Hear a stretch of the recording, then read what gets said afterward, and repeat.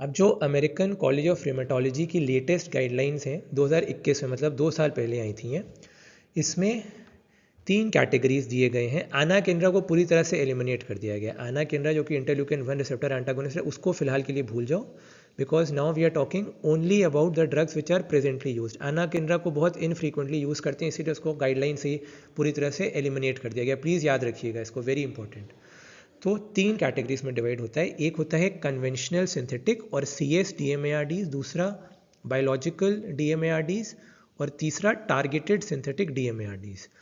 सो conventional synthetic DMARDs में ओ मेहरमा मेरे मेहरबा हो तुझसे है दुआ, तू मंजिल है और तू ही उस मंजिल के आगे का रास्ता।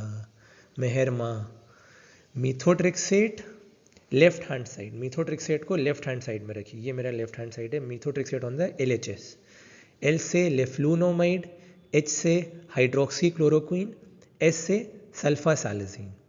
ठीक, हाइड्रोक्सी क्लोरोक्वीन, L से कन्वेंशनल सिंथेटिक को फिर से एक बार मीथोट्रिक्सेट मेहरमा, लेफ्लूनोमाइड, हाइड्रोक्सी क्लोरोक्वीन, सल्फासालिजीन। फिर talking about number 2 that is biological DMARDs। इसमें tumour necrosis factor inhibitors, etanercept, adalimumab, infliximab, golimumab, certolizumab. फिर नंबर 2 टी सेल को stimulatory inhibitor, abatacept, interleukin 6 receptor inhibitor, tocilizumab, सारिल्यूमैब, anti CD20 antibody, CD stands for cluster of differentiation, ये होती है rituximab. Then targeted synthetic DMARDs में JAK inhibitors, Janus kinase inhibitors, tofacitinib, baricitinib and upadacitinib. Triple therapy में hydroxy chloroquine plus sulfasalazine plus either you can give methotrexate और लेफ्लूनोमाइड।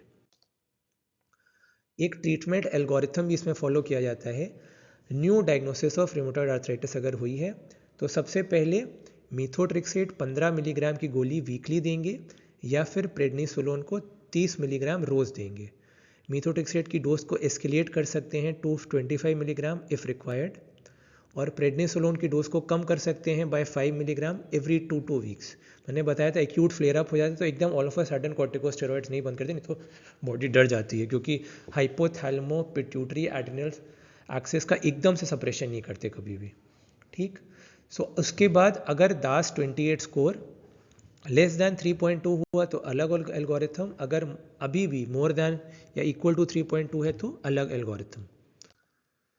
अगर दास 28 score is less than 3.2 फिर हम बोलेंगे अब भैया कॉर्टिकोस प्रेडनिसोलोन पर करो स्टॉप और सिर्फ मीथोट्रिक्सेट को अकेला चलाएंगे।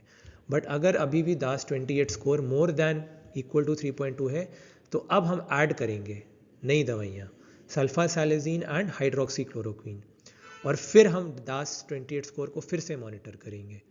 अब देखा हमने दास 28 स्कोर लेस दैन 3.2 है तो फिर कंटिन्यू मीथोट्रिक्सेट, सल्फासालिजीन, हाइड्रोक्सी क्लोरोक्वीन जो ट्रिपल थेरेपी चल ही रही थी। अब अगर दास 28 स्कोर 3.2 से लेके 5.1 के बीच में है, अब हम कंसिडर करेंगे मीथोट्रिक्सेट या कोई डिफरेंट DMARD, कन्वेंशनल DMARD। और अगर दास 28 स्कोर मोर दैन 5.1 है तो अब हम ऐड कर देंगे बायोलॉजिक या टारगेटेड सिंथेटिक DMARD। अब 5.1 से अगर दास का स्कोर लेस दैन 3.2 हुआ तब हम क्या करेंगे, मतलब कि दास 28 स्कोर अब 3.2 से 5.1 के बीच में है या अभी भी 5.1 से ज़्यादा है।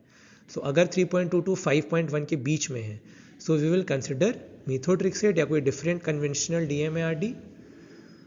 अब फिर हम असेस करेंगे दास 28 स्कोर को, लेस दैन 3.2 है तो we will continue the therapy, अगर मोर दैन 3.2 है then we will add a biologic और टारगेटेड सिंथेटिक DMARD।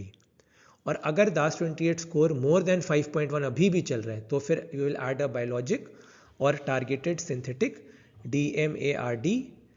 अब देखेंगे दास 28 का स्कोर अगर अभी भी ग्रेटर दैन इक्वल टू 3.2 है तो फिर will consider the change to different biologic और टारगेटेड सिंथेटिक DMARD। और अगर दास 28 का स्कोर लेस दैन 3.2 है तो हम जैसे थेरेपी चल रही थी वैसे ही चलने देंगे। I hope this algorithm is crystal clear to everyone. ये सब आपको ड्रॉ करना है अपने एग्जाम्स में, अपने प्रोफेशनल्स में, बल्कि सब एग्जाम्स में, ठीक।